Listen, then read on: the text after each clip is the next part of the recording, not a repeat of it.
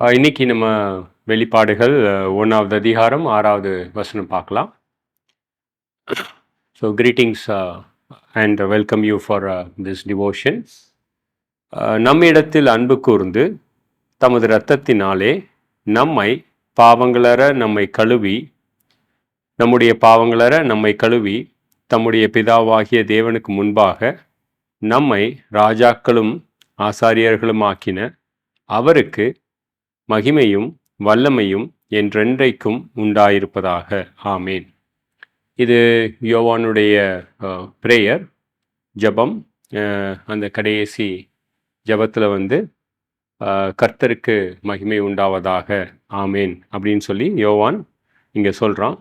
அதுக்கு காரணம் என்னென்னா, நம்மிடத்தில் அன்பு கூர்ந்து நம்மை அவருடைய இரத்தத்தினாலே பாவங்களற கழுவி ஆசாரியர்களாகவும் ராஜாக்களாகவும் ஆக்கியிருப்பதற்காக அவருக்கு என்றென்றைக்கும் மகிமை உண்டாவதாக.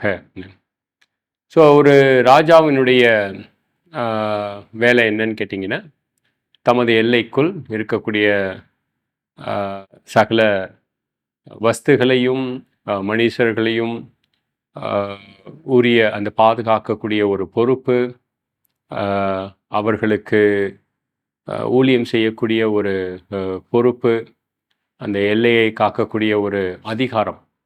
அதுபோல் இயேசு கிறிஸ்து நம்மை இக்காலத்திலே அவருடைய அதிகாரத்தை கொண்டு அவருடைய ஸ்தானாபதிகளாக இந்த உலகத்தில் உள்ள நபர்களுக்கு பொறுப்பாக்கியிருக்கிறார். ஸோ நம்ம சுவிசேஷத்தை எடுத்துகிட்டு போகும்பொழுது மத்தேயு 28:20 சொல்கிறது போல் அவருடைய அதிகாரத்தின் நிமித்தமாக இந்த ஜனங்களுக்கு எடுத்துகிட்டு போகிறோம். அவர் நம்மை ராஜாக்களாகவும் மாத்திரமாக்கவில்லை, வருங்காலத்திலே கண்டிப்பாக அவரோடு கூட ஆளக்கூடிய ஒரு சிலாக்கியத்தையும் நாம் பெற்றிருக்கிறோம். ராஜாக்களாக மாத்திரம் அவர் நம்மை ஆக்கலை, நம்மை ஆசாரியர்களாகவும் ஆக்கியிருக்கிறார்.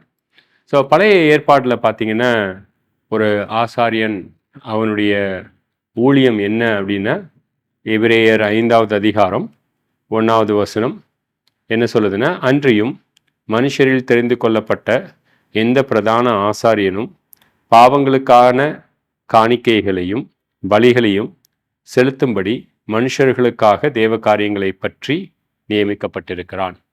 ஆனால் இந்த வெளிப்பாடுகள் 1வது அதிகாரம் 6வது வசனத்தில் நம்மை பாவங்களற அவருடைய இரத்தத்தினாலே கழுவி ஆசாரியராக்கியிருக்கிறார். ஸோ நம்மை பாவங்களற கழுவின பின்பு நமக்கு பாவத்திற்குரிய காணிக்கை எதுவும் இருக்காது. ஸோ அவரை ஸ்தோத்தரிக்கக்கூடிய ஒரு பலி, ஸ்தோத்திர பலி, அதுவும் மட்டுமில்லாமல் ஒரு ஜெபம், ரைட்.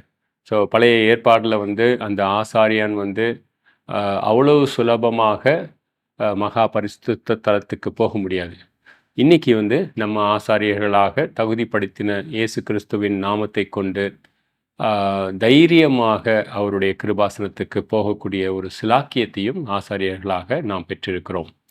ஸோ இந்த வசனத்தை மறுபடியும் படிக்கிறேன் நான், இதை நீங்கள் தியானித்து பண்ணி பாருங்கள்.